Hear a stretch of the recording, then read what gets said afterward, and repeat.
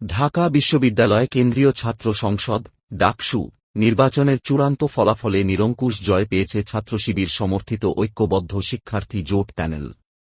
এতে ভিপি পদে মোহাম্মদ আবু সাদিক কায়েম এবং জিএস পদে এস এম ফরহাদ ও এজিএস পদে মহিউদ্দিন খান নির্বাচিত হয়েছেন।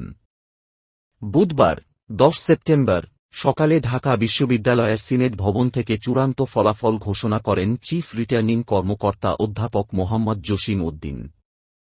চূড়ান্ত ফলের ঘোষণায় জানানো হয়েছে, ডাকসু নির্বাচনে ছাত্রশিবিরের সাদিক কায়েম 14,042 ভোট পেয়ে ভিপি পদে নির্বাচিত হয়েছেন।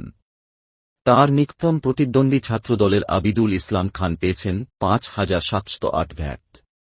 স্বতন্ত্র প্রার্থী উমামা ফাতেমা পেয়েছেন 3,389 ভোট। আরেক স্বতন্ত্র প্রার্থী শামীম হোসেন পেয়েছেন 3,884 ভোট। জিএস পদে ছাত্রশিবিরের নেতা এস এম ফরহাদ 10,794 ভোট পেয়ে নির্বাচিত হয়েছেন। তাঁর নিকটতম প্রতিদ্বন্দ্বী ছাত্রদল নেতা তানভীর বারী হামিম পেয়েছেন 5,283 ভোট।